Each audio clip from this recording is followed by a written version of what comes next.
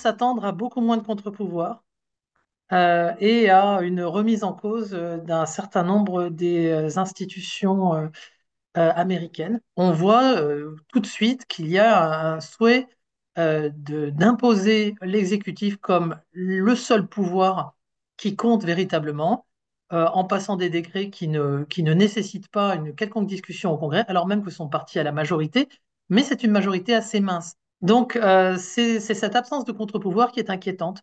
Et aussi l'influence de plus en plus importante et explicite des GAFAM, ceux qu'on appelle les tech bros, ces grands patrons d'industrie de la tech qui se taillent des parts de marché grâce notamment à des subventions fédérales et veulent orienter la politique des États-Unis. Donc il y a des intérêts spécifiques qui semblent vouloir prendre le pas sur l'intérêt collectif.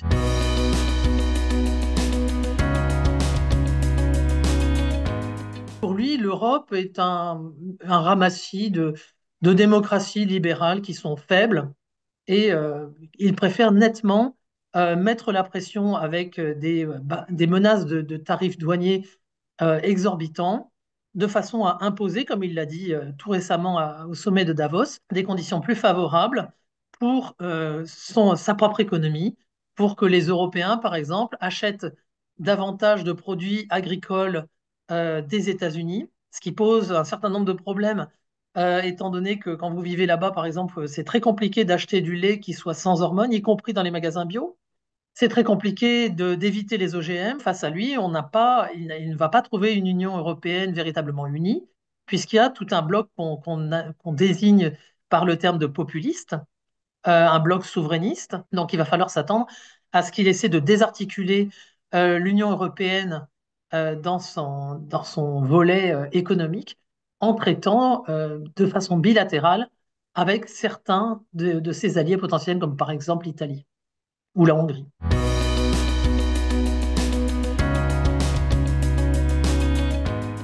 Habituellement, on pensait que la campagne qui avait amassé le plus de fonds serait celle qui gagnerait. Et en fait, on voit que le matraquage sur réseaux sociaux, euh, le matraquage des électeurs, en particulier les électeurs des fameux États pivots qui décident de l'intégralité de l'élection, a été extrêmement efficace puisque on martèle un message qui peut aussi intégrer des deepfakes. L'élimination du fact-checking est minimisée par des gens comme Zuckerberg qui disent bah, si vous voulez contrer les contre-vérités qui sont diffusées sur mon réseau, vous n'avez qu'à le faire vous-même, vous usagers, mais évidemment, on ne vous paiera pas. Donc, c'est une espèce de forme de travail gratuit. On a déjà pointé depuis la montée en puissance de ces réseaux sociaux le fait qu'en réalité, nous les alimentons par notre énergie de façon totalement gratuite et volontairement. Mais là, ça devient beaucoup plus institutionnalisé, beaucoup plus systématique.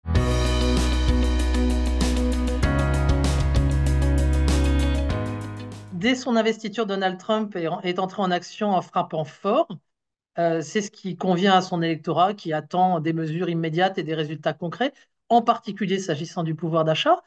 Là, ce qui est particulièrement marquant, ce sont les attaques contre la Constitution américaine, avec notamment le droit du sol, avec des contre-vérités sur les États-Unis qui prétend-il serait le seul État qui aurait le droit du sol. Là, on a des mesures euh, dont ces électeurs pensent qu'elles vont uniquement affecter les gens qui, selon eux, n'auraient pas droit à certaines protections.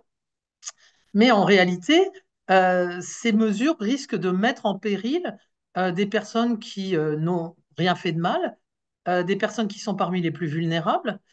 Euh, et on a aussi ce risque avec la remise en cause de tous les programmes qui visent à pallier les discriminations structurelles qu'il nie, lui et ses électeurs, alors même que certains de ses électeurs sont confrontés à ces mêmes discriminations. Les républicains au Sénat ont refusé d'admettre la gravité de la tentative de coup d'État du 6 janvier, qui est maintenant est totalement minimisée, y compris dans l'opinion publique américaine, avec une grâce présidentielle. Je rappelle quand même que 7 policiers ont trouvé la mort. On est dans un paradoxe absolument ahurissant de voir des gens qui prétendent voter pour l'incarnation de la loi et l'ordre et qui minimise le meurtre de policiers, l'attaque des institutions de l'État par des gens qui sont complètement fanatisés.